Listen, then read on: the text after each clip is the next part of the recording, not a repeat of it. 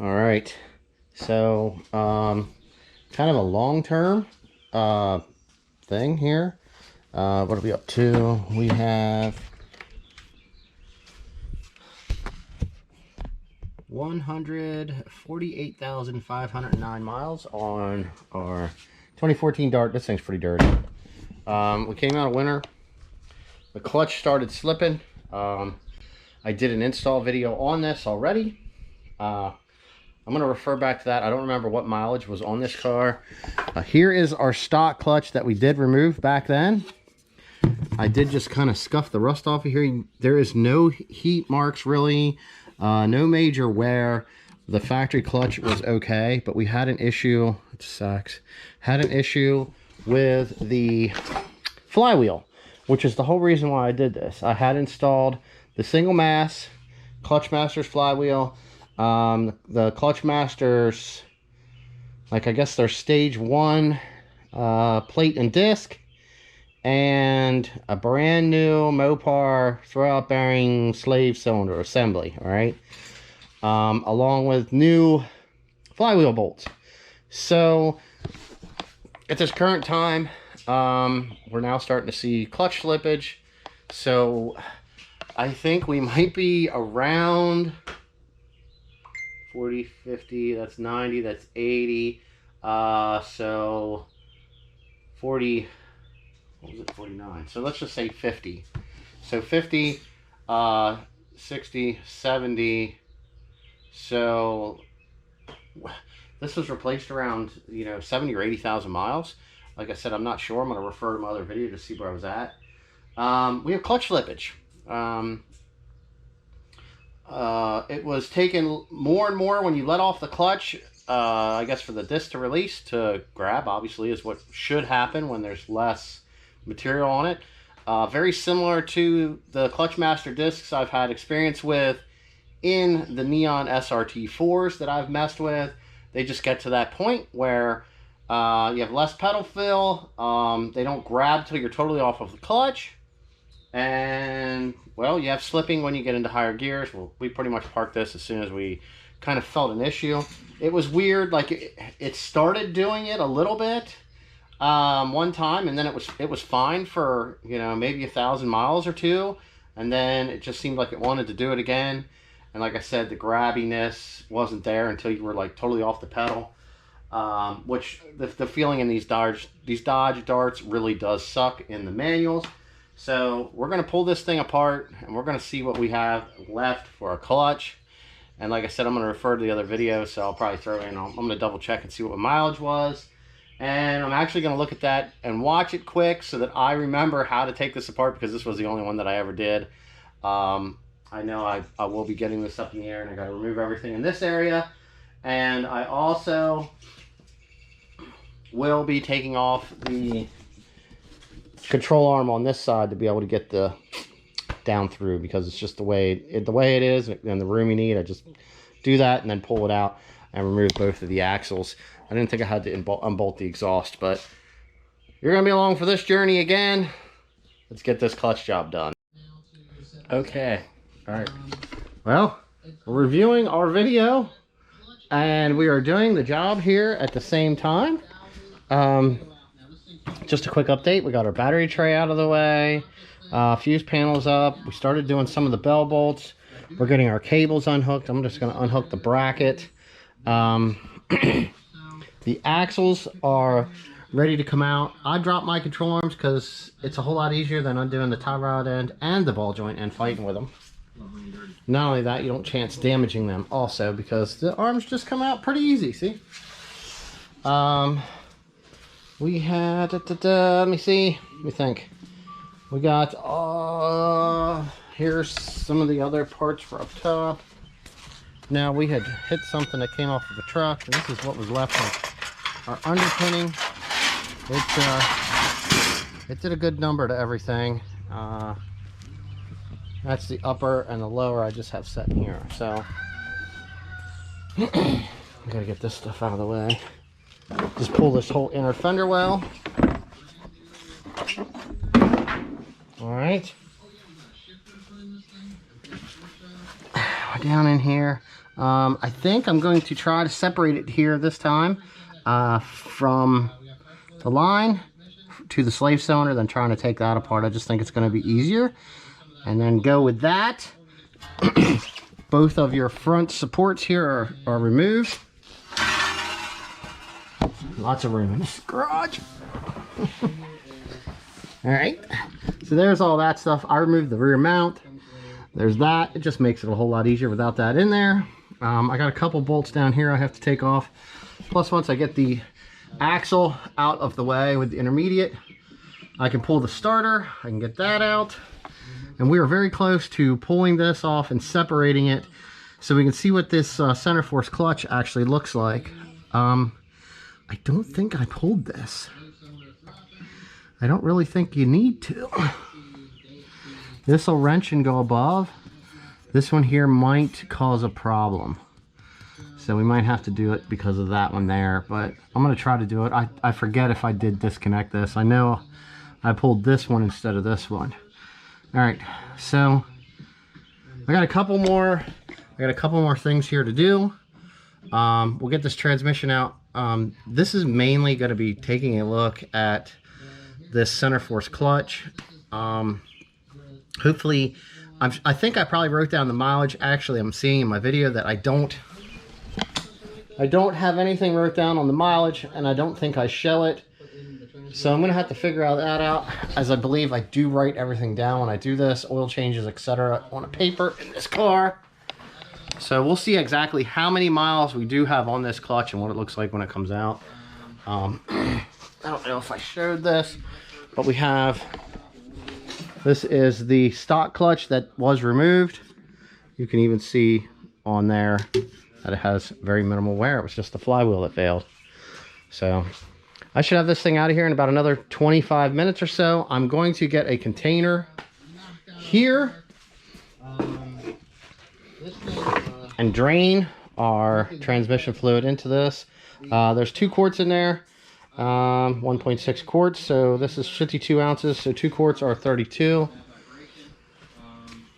as a half gallon, and we'll just reuse our transmission fluid. So more here to do. You know how it is. If you got questions, ask at the end. I'll do my best to answer them in the comments. The trans is on the floor. And that clutch was white when it went in. It's actually pretty freaking dirty. When I get it unbolted, turn the camera on, we pop it loose.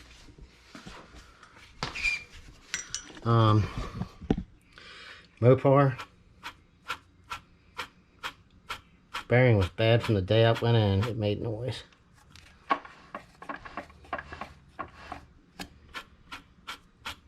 For $300, it's together. As long as it's still working, that's all that matters.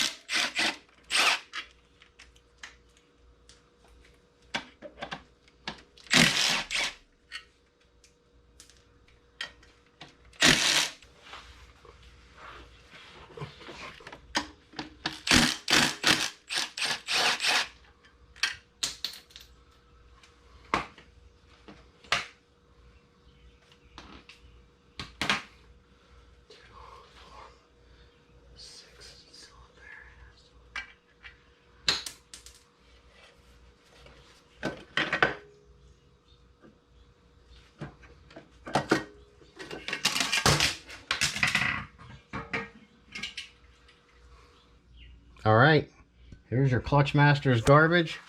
Looks like it actually ate into the plate on the flywheel, which is freaking wild. Golly,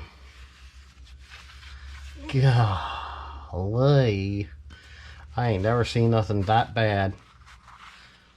Talk about junk. Like, that doesn't happen with a factory flywheel. That's all I can tell you. Disc gone. Pressure plate gone. Like, there isn't even that many miles on this. Just straight garbage.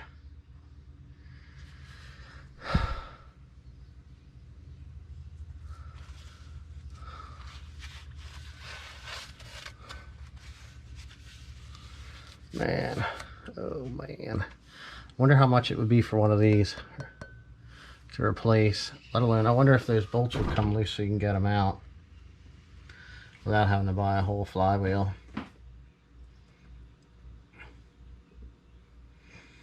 Alright, I just wanted to show what I found when I pulled this off. This is no joke. I've pulled a bunch of the clutch masters off and they all look just like this. And they don't get run hard. They're just driven. This is a stock horsepower car. And this thing failed this bad. No one rides the clutch. Alright, well, I'm going to see what I can find. If anything, I'm just going to do is I'm going to take a grinding wheel to this and just put this thing together. It's kind of the value of the car versus spending $500 on another flywheel. Just isn't justifiable. So here we go. Alright, so basically I just cleaned up the clutch surface. We have our stock clutch remounted. What I can tell you to note is the bolts for the Clutchmaster flywheel will not fit through the stock bolt or the stock holes in the OEM style clutch. I had to drill those a little bit bigger. Right now we're working on getting everything lifted up. As you can tell, we got a chain, we have a strap, we have a hoist, we have a jack and a block of wood. And this is always the worst part when you're doing this, is getting this lined up. Once we get a couple bolts started, I did remove the transmission mount bolt out of the way because I'm using one of the mount holes here. Woo! So we got a lot of fun trying to get this thing up in here right now. So we'll see how it goes. I'll kind of pinpoint you and let you know how I make out, but this is what it is. It's like really tight right there. We got it in. I got it lined up. Not a fun trans. Had to jack that backside up to get it above where the cradle is, and then get all the mounts and everything back attached here.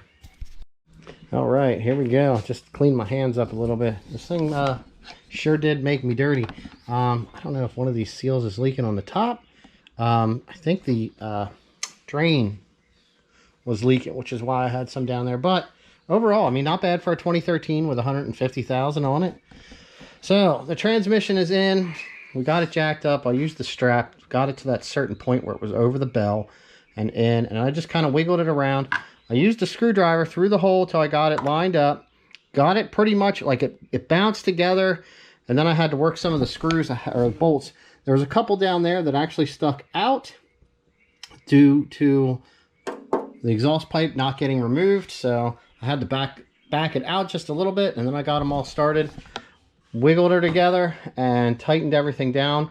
I have everything here on the top side. We still have our starter bolt here that has to go in on the top, and some stuff on the bottom to finish up going into that, and then we can get the rest of these axles in and see how this clutch feels. We have everything together on this wonderful dirty car. It does need some cleaning. It's been sitting for quite some time. I got this is from springtime. This is from springtime pollen right through here, all over the hood yet, and some wonderful birds decided that they would, you know, leave their mark. Just took this thing for a test drive. I think I got to bleed the clutch one more time, but everything's together and it seems to be working, and that's all I wanted to do with this. Was as cheap as possible, get this thing reassembled and make it so it moves. All right, if I find anything else out, I'll add it to the video, but if not, all right. So this is just kind of like the ending of this last video. we did get the clutch installed. Everything seemed to work out okay. It was a little tight to get into gear. We drove it around a little bit. Took it for the long run to work, which is about, I don't know, 60 miles one way. On the way home, I was told that it started to slip. So, wait till you see this mess. So, I waited a day or so before I actually got a chance to look at this thing. Grab a flashlight. Alright, now, up here, there, you can see the shiny stuff. Right there, a little bit of oil. So I started looking and I'm like, where did that come from? So if you go down in here, you can see something obviously came through the bell housing, and luckily all it damaged was hopefully just the transmission and the bell housing. Alright, so we've alleviated that. We're just replacing everything, and yeah, that's where we're going for that. I already have all the parts here, but we'll show you that stuff in the next video. You know, all I could say is say no to clutch masters, and stay stock OEM on these things. See ya.